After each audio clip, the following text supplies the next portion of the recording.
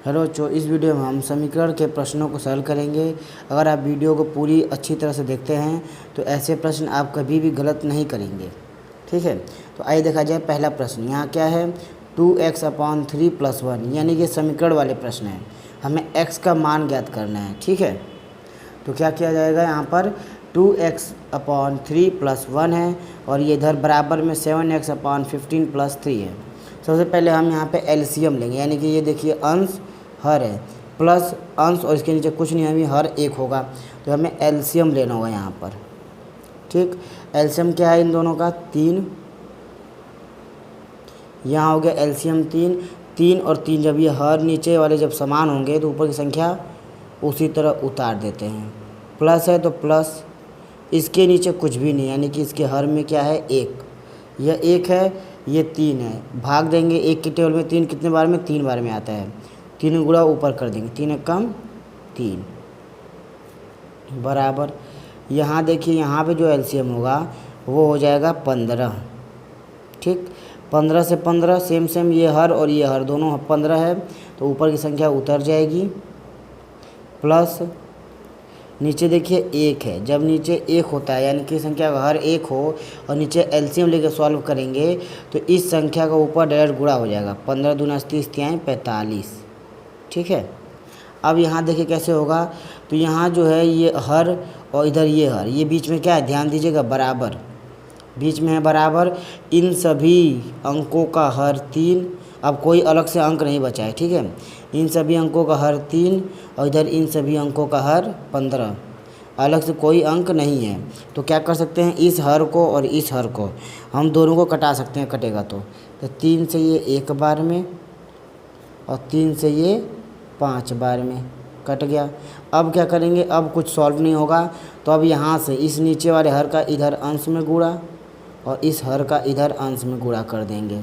ठीक है, तो 2x + 3 ब्रैकेट में 5 बराबर 7x + 45 ब्रैकेट में 1। ठीक है, आइए गुणा करते हैं, तो 5 दूना 10x + 15 बराबर 7x + 45। ठीक है, तो अब देखिए हम क्या करेंगे, x वाले को एक तरफ ले आएंगे और बिना x यानी कि संख्या को एक तरफ ले जाएंगे। तो 10x इधर था, ये 7x इस पक्ष में है, जब पक्ष को बदल के लाएंगे तो बराबर के इधर जो प्लस में इधर आएगा तो हो जाएगा माइनस बराबर 45। ये 15 प्लस में है तो इधर ले जाएंगे, पक्षांतर करेंगे तो -15 हो जाएगा। ठीक है, ये देखिए 10x में 7x गया तो 3x। ठीक, बराबर 45 में 15 घटाएंगे तो हो जाएगा हमारा 30। तो हो जाएगा x बराबर 30/3 यानी कि 10। ये हो गया इस समीकरण का यह हो गया इस समीकरण का आंसर 10। ठीक है, आइए देखा जाए दूसरे प्रश्न को। तो दूसरे प्रश्न में दिया गया है 3m बराबर 5m - 8/5। तो इसे सॉल्व करते हैं। सबसे पहले क्या देखिए, इधर देखिए हर नहीं है, इस वाले अंक में भी हर नहीं है, इसका मतलब ये m और ये m, इनको हम पक्षांतर कर सकते हैं यहीं पर। तो आइए पक्षांतर कर लेते हैं। तो 3m इधर 5m इधर, तो इसको पक्षांतर करके इधर लेके आएंगे तो होगा 3m, ये आएगा इधर 5m को पक्षांतर करके ले आएंगे तो -5m बराबर -8/5। ठीक है, अब देखिए 3m और 5m घटाएंगे तो बचेगा माइनस में 2m, यानी कि m तो वही रहेगा, 3 में से 5 घटाएंगे 2 तो -2m बराबर -8/5। ठीक, अब देखिए इधर भी माइनस और बराबर के इधर भी माइनस, संख्या एक ही है, यानी प्लस माइनस में कुछ जुड़ा नहीं है, इसलिए माइनस कट जाएगा। तो m बराबर होगा 8/5 और ये देखिए जो 2 है इधर गुणा कर रहा है ना, ये 2 साथ में सटा हुआ है यानी गुणा कर रहा है, इधर आएगा तो भाग देगा, भाग का मतलब नीचे हर में ही जुड़ जाएगा। ठीक है, हर के साथ गुणा करेगा, अंश के साथ भाग देगा, ये 2। अब देखिए 2 से यह 8 कट गया 4 बार में, यानी कि m का जो मान आएगा हमारा वो आ जाएगा 4/5। इसे आप एक और तरीके से कर सकते हैं कैसे, तो यहाँ देखिए 3m है बराबर, यहाँ पे एलसीएम ले लेंगे 5, और देखिए एलसीएम 5 लेने पर ये हो जाएगा 25, क्योंकि बटे में 1 होगा। जब बटे में 1 होता है तो डायरेक्ट गुणा करते हैं, ठीक। तो 25m माइनस 8, अब ये 5 इधर पक्षांतर होगा तो हो जाएगा 15m बराबर 25m माइनस 8, ठीक है। यहाँ देखिए पक्षांतर करेंगे तो आ जाएगा 15m माइनस 25m बराबर माइनस 25m बराबर माइनस में 8, क्योंकि 8 जो है ये माइनस में है, ठीक। अब देखिए माइनस 8 था, यहाँ देखिए 15 में से 25 जाएगा तो बचेगा आपका 10, कितना बचेगा 10, तो माइनस वाला बड़ा इसलिए माइनस 10m बराबर माइनस 8, ठीक है। तो m बराबर हो जाएगा हमारा, माइनस माइनस कट गया, 8/10 यानी कि 4/5। इस तरह भी कर सकते हैं इसे, ठीक है, और इस तरह भी कर सकते हैं डायरेक्ट इसको पक्षांतर करके, और यहाँ पे इसको सॉल्व कर लेंगे और फिर पक्षांतर करके भी ला सकते हैं। आइए देखा जाए तीसरे वाले प्रश्न को, ठीक। तो तीसरे प्रश्न में क्या है, यहाँ लिखा है 2y प्लस 5/3 बराबर 26/3 माइनस y, ठीक है। तो इसे आप चाहो तो इसे पक्षांतर कर सकते हैं, y वाले को एक तरफ पहले पक्षांतर कर लें। तो आइए पहले पक्षांतर करने के बाद ही सॉल्व करते हैं। तो y वाला सब एक तरफ, 2y, ये माइनस y है, इधर आएगा तो प्लस y बराबर 26/3 इधर है पहले से, जब ये जाएगा यानी 5/3 इधर जाएगा तो हो जाएगा माइनस 5/3, ठीक है। 2y और 1y जुड़ जाएगा तो हो जाएगा 3y बराबर, यहाँ देखिए हर समान है यानी नीचे की संख्या सेम है, तो 3, 26 में से 5 गया तो बचेगा हमारा 21, ठीक है। 26 में जब हर समान होता है तो ऊपर की संख्या को उसी तरह घटा देते हैं, 21 बचा। देखिए 3y बराबर 3 7 21 यानी 7 बार में कट गया, तो हमारा y बराबर आ जाएगा 7/3, क्योंकि यहाँ 3 गुणा कर रहा है, इधर जाएगा तो भाग हो जाएगा 3 से, तो y बराबर 7/3। आइए इसे दोनों अलग अलग पक्ष में हल करने के बाद पक्षांतर करके देखते हैं। तो इसे कैसे करेंगे, तो यहाँ देखिए पहले इधर हल कर लेंगे तो कैसे होगा, एलसीएम इधर का होगा 3 बराबर इधर भी एलसीएम हो गया 3, ठीक है। अब देखिए 3 यहाँ पे है और ये हर में 1 है, तो डायरेक्ट 3 का गुणा हो जाएगा, ठीक। तो डायरेक्ट 3 का गुणा करेंगे तो होगा 3 दूना 6y प्लस 5, इधर हो जाएगा 26 माइनस 3y, ठीक है। अब देखिए यह 3 और ये 3 कट गया, क्योंकि ये देखिए सबके बटे में 3 हर है, यहाँ सबका हर 3 है। जब ये पक्षांतर करेंगे बराबर है तो ये 3 और ये 3 आपस में टेबल में कट जाएगा, 3 एकम 3, 3 एकम 3। अब पक्षांतर करेंगे 6y माइनस 3y करेंगे इधर तो प्लस 3y बराबर 26 माइनस 5, ये क्या हो गया 6 और 3 9y बराबर 21, तो y बराबर हो जाएगा हमारा 21/9, जो कि कटने के बाद यानी 3 से कटेगा तो 3 7 21 तितली की 9, यानी कि फिर 7/3 आ गया। तो अलग अलग पक्ष में हल करके सॉल्व करें या फिर पहले पक्षांतर करके फिर सॉल्व करें, किसी तरीके से कर सकते हैं। तो आप क्या करेंगे, आप पहले इस पक्ष में पूरी तरह सॉल्व कर लेंगे और इस पक्ष में पूरी तरह हल कर लेंगे, फिर सॉल्व करिएगा, क्योंकि अगर पहले पक्षांतर करेंगे तो ज़्यादातर चांस रहेगा गलत होने का, ठीक है। तो इसलिए आप ज़्यादातर क्या करिएगा, इस तरह करने की कोशिश करिएगा, ठीक। आइए देखा जाए चौथे प्रश्न को। यहाँ देखिए जो चौथा प्रश्न दिया गया है यहाँ पे हर 2 है, तो इसलिए हम यहाँ पे एलसीएम ले लेंगे दोनों का। क्या हो जाएगा, 2 इधर एलसीएम हो जाएगा, अब बराबर में इधर क्या है एलसीएम हमारा, इधर है 3, ठीक। इसका हर कुछ भी नहीं यानी 1 है। जब किसी का हर कुछ नहीं होता है और नीचे हर लेकर हम सॉल्व करते हैं तो इसका डायरेक्ट गुणा करेंगे 2 का m में, 2m और ये 2 और ये 2, जब दोनों हर समान हो जाएगा तो उसको ऊपर वाली संख्या उतार देंगे। मगर याद रखिएगा ये बीच में माइनस है तो ये माइनस लगाएंगे और बीच में माइनस लगाएंगे, और जो ये संख्या उतारेंगे इसे ब्रैकेट में रखेंगे, ठीक है। m-1 कैसे रखेंगे, ब्रैकेट में, बीच में माइनस है तो माइनस लगाकर इस संख्या को रखेंगे तो ब्रैकेट में रखेंगे, बिना ब्रैकेट रखेंगे तो गलत हो जाएगा, ठीक है। जब भी माइनस वाली संख्या आए बगल में तो इसे ब्रैकेट में ही रखें, ठीक। इसे देखिए, ये 1 है बटे में कुछ नहीं, यानी 3 कम 3, फिर यहाँ माइनस है, ये माइनस लगाने के बाद आगे की संख्याओं को ब्रैकेट में करते हैं। हर समान है तो m-2। अब देखिए इसका क्या काम होगा, तो यहाँ जो 2m है वो हो जाएगा 2m। ठीक, इस माइनस का अंदर सभी संख्या में गुणा होता है, तो माइनस और ये m प्लस में, ये माइनस में, तो -m हो गया। ठीक, मगर ये -1 है इधर ना, तो ये माइनस और ये माइनस दोनों मिल के हो जाएगा +1। यहीं पे गलती होता है बच्चों से। ठीक है, वो ब्रैकेट नहीं लगाते और डायरेक्ट माइनस को इसको माइनस बना देंगे और इसको भी माइनस में रख देते हैं। बटे में 2 बराबर, यहाँ देखिए यहाँ 3 है, मगर ये देखिए 3 माइनस का गुणा होगा इसमें, तो -m अब +2। अब यहाँ क्रॉस मल्टीप्लाई करेंगे, पहले जोड़ लेते हैं। 2m में से 1m गया, तो यहाँ बचेगा m+1 बराबर। ठीक है, यहाँ क्या लिखा है, 1m है और ये 3 में से 2, 3 ये प्लस में 2 प्लस में, 3 और 2 दोनों प्लस में है, तो हो जाएगा 5 -m/3। अब कुछ इधर सॉल्व नहीं हो पाएगा, अब इधर भी सॉल्व नहीं कर पाएंगे और इसको कटा भी नहीं पाएंगे। जब दोनों पक्ष में नहीं सॉल्व कर पाएंगे, कुछ नहीं हो पाएगा, तब क्या करते हैं, क्रॉस मल्टीप्लाई। ठीक है, इस हर का गुणा इधर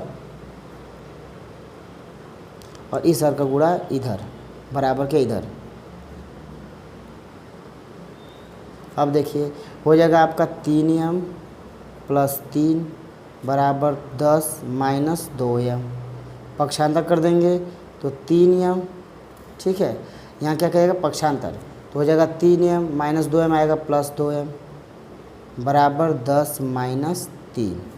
ठीक है, क्या हो जाएगा 10 - 3, तो ये हो जाएगा 5m, 3 2 5m बराबर 10 में से 3 जाएगा तो 7, और m बराबर 7/5। ये हो गया आपका आंसर। आइए देखा जाए अगले क्वेश्चन को। तो अगला क्वेश्चन जो है वह दिया गया है कि वह छोटी से छोटी प्राकृतिक संख्या बताइए जिसे 18,265 में से घटाने पर शेषफल पूर्ववर्ग होगा। यहाँ ध्यान दीजिए क्या दिया गया, घटाने पर। जब घटाने पर पूर्ववर्ग संख्या लाना हो या जोड़ने पर, दो क्वेश्चन होता है, एक आता है जोड़ने पर, एक आता है घटाने पर। तो घटाने को पूछे या जोड़ने को पूछे तो हम इसका वर्गमूल निकालेंगे भाग विधि से। ठीक है, और जो शेष बचेगा सिंपल आसानी से निकालेंगे उसी तरह से भाग विधि से, और जो भी शेष बचेगा उसे घटा देंगे तो ये पूर्ववर्ग बन जाएगा। मगर जोड़ने वाला पूछेगा तो सबसे जो लास्ट वाला स्टेप है ना, उसमें एक बार अधिक बार ले जाते हैं। ठीक, आइए पहले घटाने वाला दिया है तो घटाने वाला किया जाए। कैसे होगा, 18,265 जोड़ा बनाते हैं पहले। ठीक है, किससे कट रहा है ये, 1 से, तो 1 गुणा करने पर 1 आएगा, जोड़ने पर 2 आएगा, 1 घट गया 0 और उतरा क्या 82 यानी 82। अब कितने बार में, 2 से 4 बार में, मगर 4 रखेंगे तो ज़्यादा हो जाएगा। ठीक है, इसलिए कितने बार में ले आएंगे, 3 बार में। तो तितली की 9, 3 दूना 6। ठीक है, 3 तितली की 9 और 3 दूना 6, 4 बार में ले जाएंगे तो ज़्यादा आ रहा है, तो इससे अधिक नहीं आना चाहिए। घटाएंगे तो 9, 12 में से 9 जाएगा, क्योंकि ये 2 है, कैरी लेगा तो 12 होगा, तो 12 में से 9 जाएगा 3 और 7 में 6 गया 1, उतर जाएगा आपका 65। ठीक है, ये देखिए 3 3 6 और 2, कितने बार में ले जाएंगे, 6 बार में, क्योंकि 2 छक्के, देखिए 2 से इस 13 को कटा के देखिए, 2 छक्का 12। ठीक, कट गया तो उतर गया। आप देखिए इसका गुणा कर लेंगे, 6 छक्का 36, 86 लगा 3, 6 छक्का 36 3 39 का 9, 80 लगा 3, 6 दूना 12 तो होता 15। ये आ गया आपका ज़्यादा। तो ज़्यादा नहीं आना चाहिए। ज़्यादा कब लाना है, जब घटाने को ना जोड़ने को पूछेगा। क्या कहेगा कि कितना जोड़े की हो जाए, तो इससे ज़्यादा नहीं आना चाहिए अगर इस तरह पूछा है तो हम कितने बार में ले जाएंगे इसको, 5 बार में ले जाएंगे। ठीक है, याद रखिए कितने बार में जाएगा ये, 5 बार में। तो 5 बार में ले जाएंगे तो 50 25 का 5। ठीक, 5 80 लगा 2, 5 छक्का 30 2 32 का 2, 80 लगा 3, 5 दूना 10 3 13 यानी कि 1325। अब घटा देंगे तो 5 में से 5 गया 0। ठीक, 6 में से 2 गया 4 और ये 0 और ये 0। वो कब 6 रखेंगे? 6 तब रखेंगे जब हमें जोड़ने को पूछेगा और उल्टा घटा के वो आंसर हो जाएगा। मगर यहाँ पूछा है घटाने को, कितना घटा दें, तो घटाने को पूछेगा तो इस वाले से लास्ट में, जो लास्ट में है इस वाले से कम होना चाहिए और जो शेष बचेगा वो हमारा आंसर। मगर जोड़ने को पूछेगा तो लास्ट वाले के ये जो ये वाला लिखेंगे ये अधिक होना चाहिए, ज़्यादा नहीं अधिक होना चाहिए। उतना अधिक होगी घटाने पर इससे कम आए, ठीक है। यानी 40 हो गया हमारा आंसर। 40 जोड़ने पर, अरे 40 घटाने पर ना, जोड़ने वाला नहीं पूछा, क्या क्या है घटाने पर। तो जो शेषफल बचा ये कम है तो 40 घटाने पर।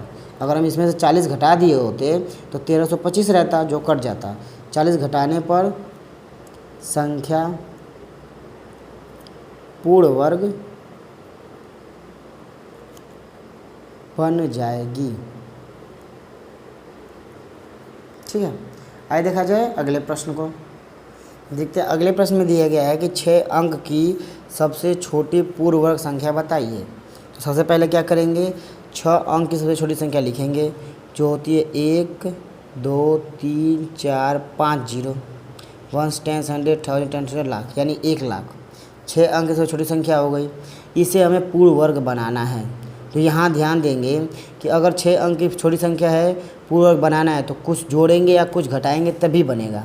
तो घटा देंगे तो ये 5 अंक हो जाएगा। इसलिए जब छोटी संख्या पूर्ण वर्ग बताना हो तो जोड़ कर लाना होता है। तो जोड़ कर पूर्ण वर्ग बनाएंगे। तो जोड़ कर कैसे बनेगा, इसे भी हम किस विधि से करेंगे, भाग विधि से। तो जोड़ा बना लेंगे 2 का और 2 का, ठीक है। सबसे पहले 10 है, 3 से कट रहा है तो 3 को 2 बार लिखेंगे। तितली की 9, 3 और 3 6। यहाँ 1 बचा, उतरेगा 0 0 ठीक। अब देखिए 6 से 2 बार में जाएगा नहीं क्योंकि 6 दूना 12 होता है, तो 1 बार में 61 ही आएगा। इन दोनों को जोड़ देंगे हो जाएगा 62। यहाँ देखिए 10 में से 1 गया तो 9 और 9 में से 6 गया तो 3, उतर जाएगा 00। अब यहाँ देखना है कि अगर आप यहाँ 6 6 का 36 6 बार में हो रहा है तो 6 बार में ले जाएंगे तो इससे कम आएगा। तो हमने क्या कहा था, जब जोड़ के लाना होगा तो कम नहीं लाना है, अधिक लाना है, क्योंकि जोड़ इसमें क्या इससे अधिक आना चाहिए और ज़्यादा अधिक नहीं आना चाहिए, ठीक है। तो अगर 6 रखते हैं तो इससे कम आएगा। जैसे रख के देख लीजिए 62 है, इसके बगल में 6 रखेंगे तो क्या आ जाएगा, 6 6 का 36 86 लगा 3, 6 2 12 3 15 5 लगा 1, 36 1 37, यानी 3 7 5 6 ये आ गया इससे कम। ये कब लाएंगे, जब हमें घटा के पता करना होगा। मगर इसमें घटाएंगे तो ये 5 अंक की बन जाएगी, इसलिए हम क्या करेंगे, जोड़ कर पता करेंगे।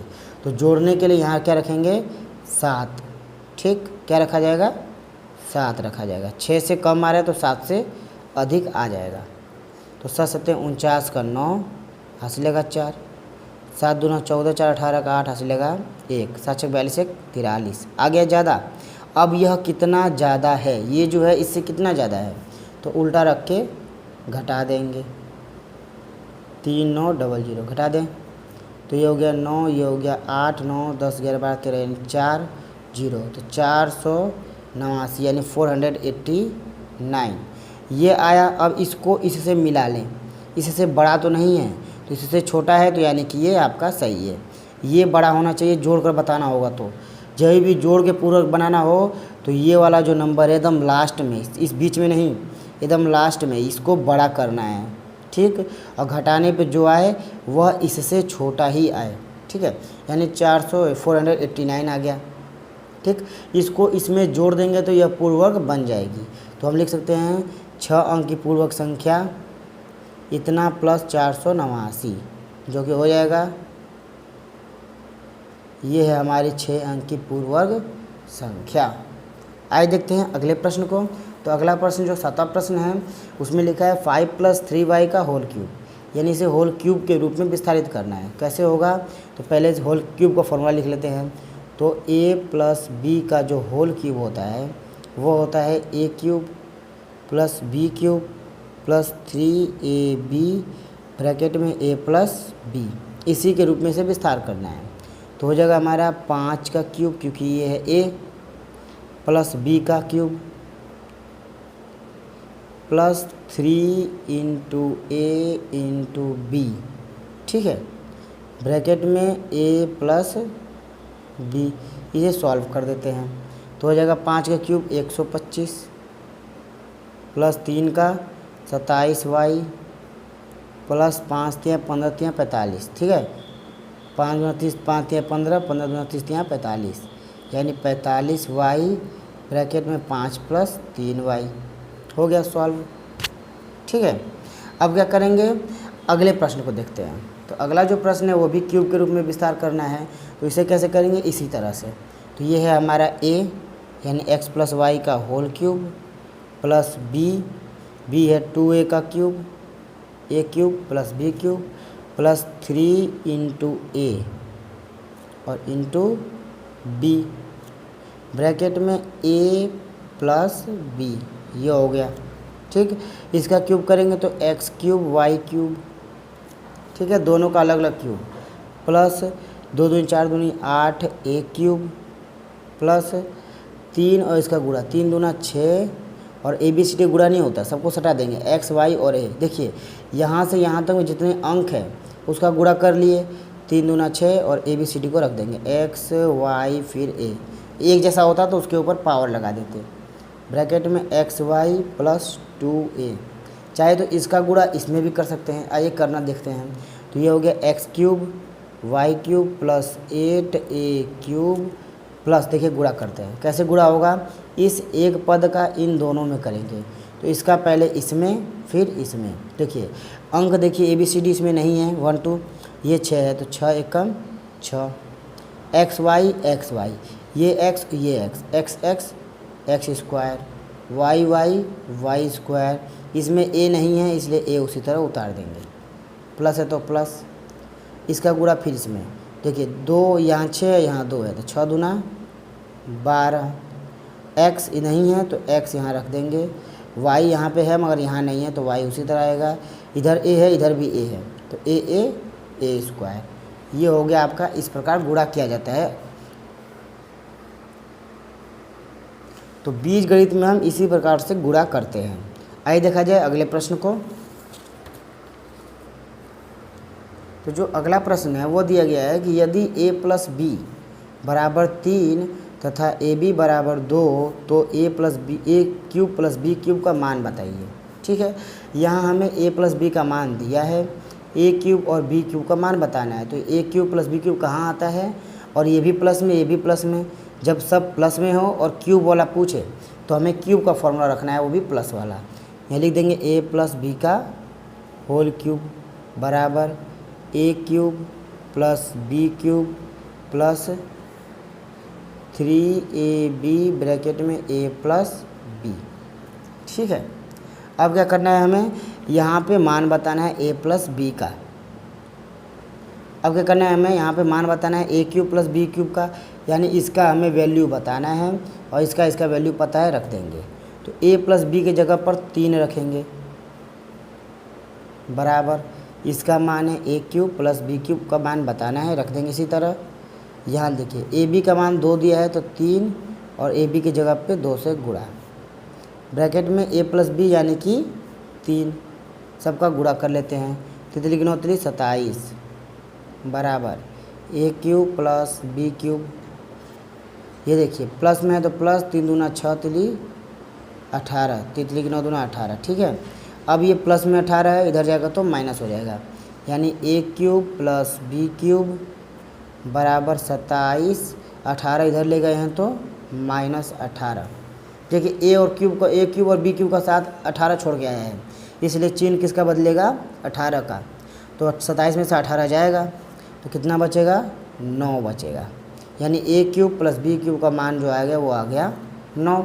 अब देखा जाए आखिरी प्रश्न को, 10वें प्रश्न को जरूर देखिएगा, यह कोड से संबंधित है। तो यहाँ क्या लिखा है, निम्न में x का मान बताइए। हमें यहाँ पर x का मान बताना है, तो यह कोड ये मान बताना है, ठीक है। तो यहाँ देखिए हम कैसे करेंगे, ये होता है केंद्र O, ठीक, ये बना है यहाँ पर जीवा पर बना कोड, ये है आपकी क्या जीवा है, इस पर बना कोण। यहाँ देखिए ये है हमारा केंद्र O और ये है जीवा, इस जीवा के द्वारा परिधि पर बना कोण 120 अंश। ठीक, जब ये यहाँ पर 120 है तो ये केंद्र पर कितना कोण बनाएगा, देखिए इधर बनाएगा 120, तो ये केंद्र पर इसका कोण का नहीं पता चलेगा हमें इस 120 से इस पीछे वाले का पता चलता है। ठीक है, ये याद रखिएगा, नीचे वाले से पीछे वाले का पता चलेगा, ऊपर वाले से इधर नीचे वाले का पता चलेगा केंद्र पर। ठीक है, केंद्र पर दो कोण, एक इधर का एक इधर का, तो इससे हम पता कर सकते हैं इधर वाला पीछे वाला, और इससे पता कर सकते हैं ये, चाहे इससे पता कर सकते हैं ये। यानी इन दोनों का आपस में संबंध होता है और इसका आपस में संबंध होता है। ये 120 है तो यह इसका 2 गुना होगा, यानी केंद्र पर जो बना कोण होता है परिधि पर बने कोण का 2 गुना होता है। ठीक है, केंद्र पर बना कोण परिधि बने कोण का 2 गुना होगा। तो 120 ये है, तो ये हो जाएगा आपका 240। अब देखिए ये तो पता चल गया, तो इससे हम ये नहीं पता कर सकते हैं, इसको पता कर लेंगे तभी। तो केंद्र पर जो कोण टोटल बनता है वो होता है आपका 360 अंश का। ठीक, तो 240 और ये जो यहाँ पता नहीं है हमें, यानी कि 240 इसे मानते हैं A प्लस A बराबर 360 अंश होगा। तो A का मान क्या आ जाएगा हमारा 360 माइनस 240 यानी कि 120।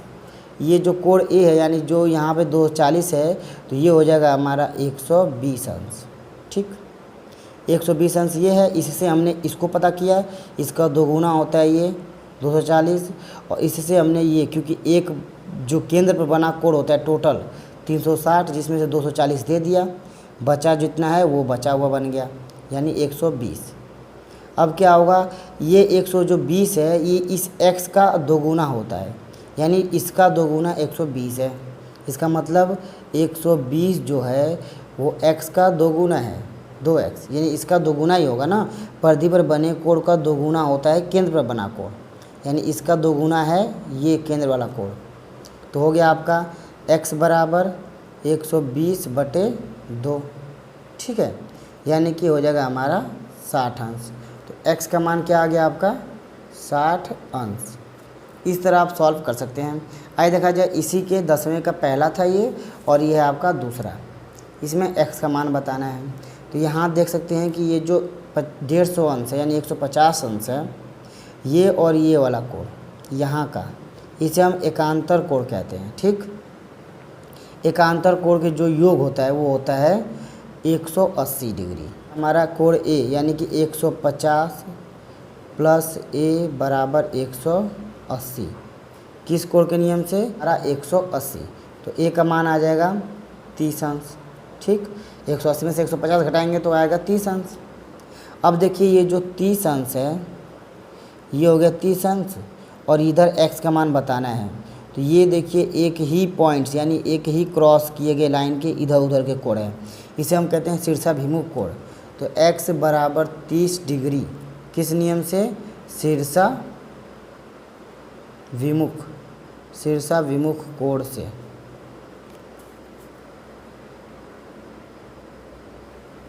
कोण के नियम से। ठीक है, ये आपका है शीर्षाभिमुख के कोण के नियम से, x का मान 30 अंश। अगर वीडियो पसंद आया हो तो लाइक करें। अब मिलते हैं अगले वीडियो में। जय हिंद।